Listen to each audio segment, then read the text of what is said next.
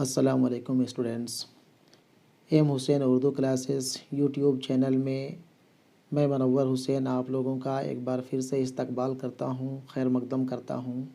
जय के ज़रिए 10वीं व 12वीं क्लास का मॉडल क्वेश्चन जो जारी किया गया है और उसमें अभी हम लोग 12वीं क्लास का उर्दू का मॉडल क्वेश्चन देख रहे हैं।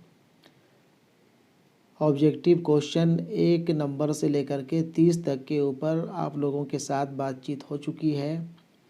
साथ ही सब्जेक्टिव पोर्शन का भी सवाल नंबर 31 से लेकर के 46 तक इसके ऊपर भी आप लोगों से गुफ्तगू हो चुकी।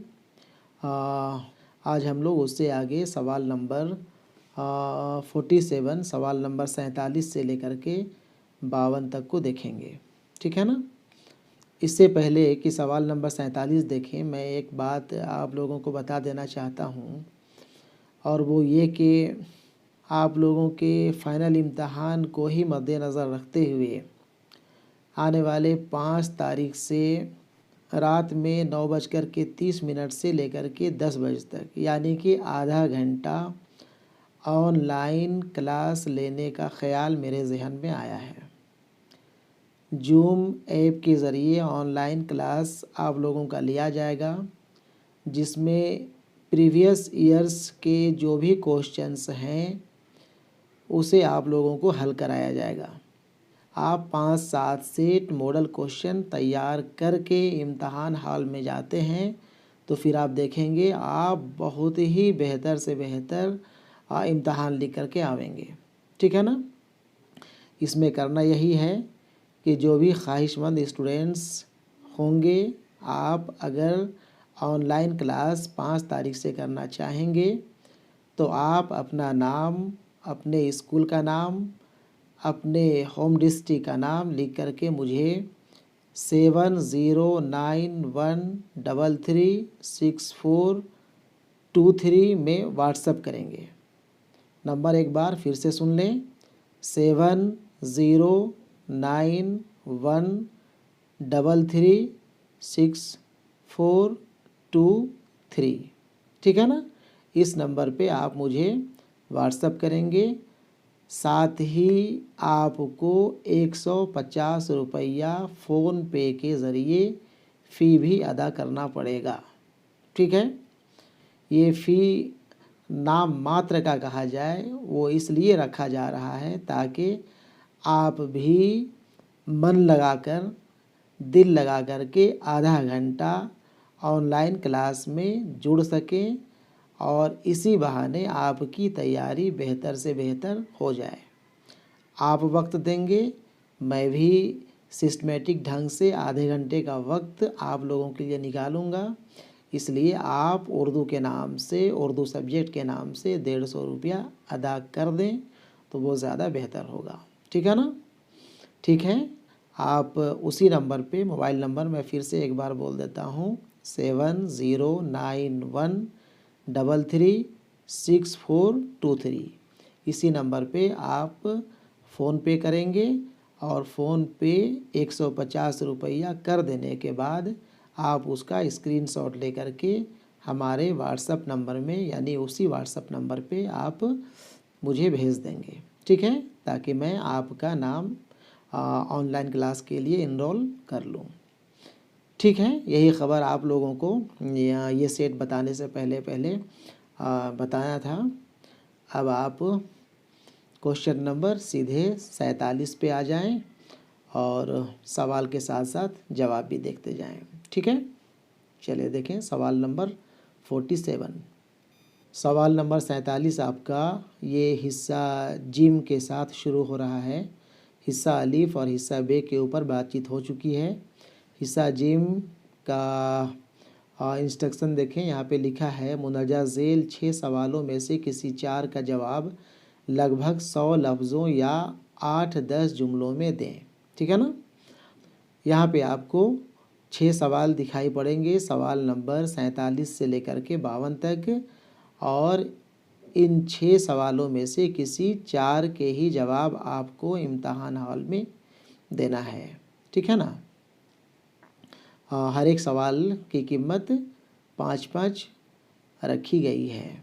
ठीक है, 5 चौके 20 नंबर का आपका हिस्सा जिम से सवाल पूछा जा रहा है। ठीक है, सवाल देखें। सवाल नंबर 47 है, उमराव जान अदा के किरदार पर रोशनी डालिए। ठीक है ना। इसका जवाब जो हम तैयार किए हैं वो जवाब आप देख लें। उमराव जान अदा के किरदार पर रोशनी। मिर्ज़ा मोहम्मद हादी रुस्वा का शाहकार नावल उमराव जान अदा का अहम और मरकज़ी किरदार उमराव जान अदा ही है। इसी निस्वानी किरदार के इर्द गिर्द पूरी कहानी घूमती नज़र आती है। यही किरदार नावल की हीरोइन है और इसी के ज़िंदगी के मुताल्लिक़ पूरी कहानी पेश हुई है। उमराव जान अदा जो कि बचपन में एक शरीफ घराने की अमीरन होती है, दिलावर खां डाकू के ज़रिए अगवा कर लिए जाने और खानम के कोठे तक पहुंचा दिए जाने के बाद एक मशहूर तवाइफ उमराव जान अदा बन जाती है।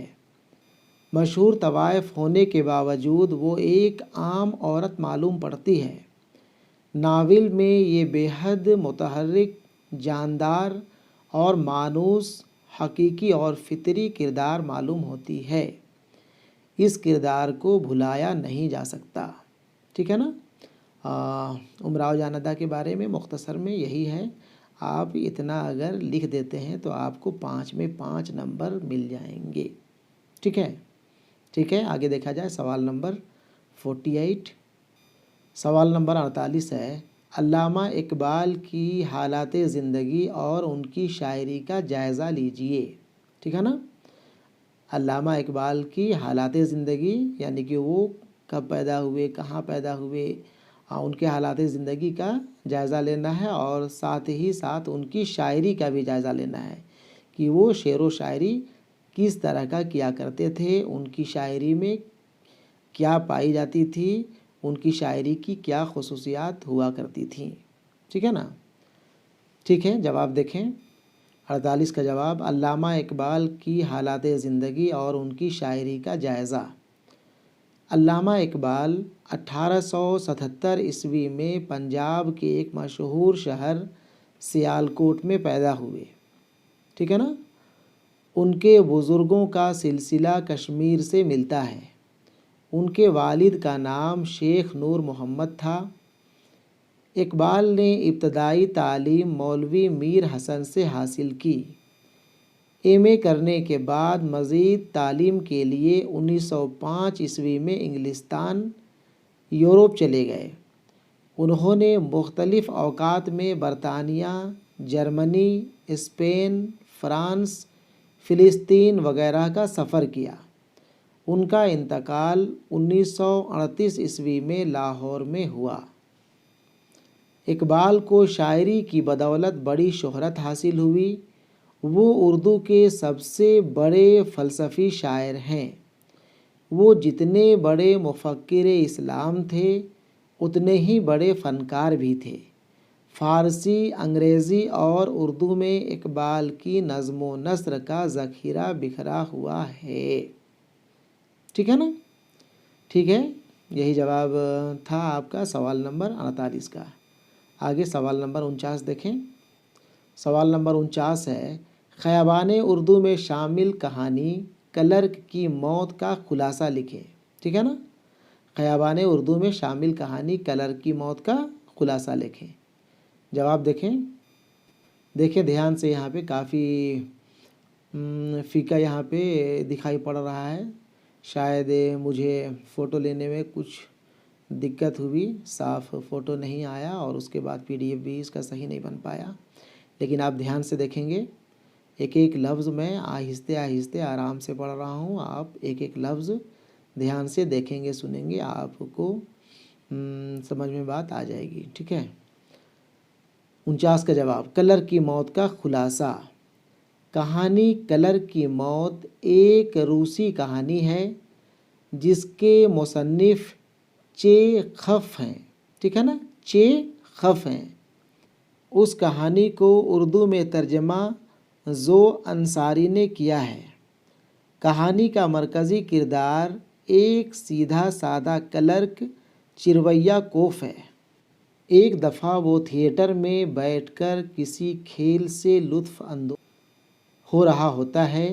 अचानक उसे छींक आती है और वो इतने ज़ोर से छींकता है कि उसके मुंह से कुछ गलाज़त निकलकर सामने वाले कतार में बैठे एक ऑफिसर के सर और गर्दन में जा गिरता है। उसे काफ़ी शर्मिंदगी महसूस होती है। वो उसी वक्त उनसे माफ़ी मांगता है, लेकिन ऑफिसर की बेरुखी से उसे ऐसा लगता है कि वो उन्हें माफ़ नहीं किए।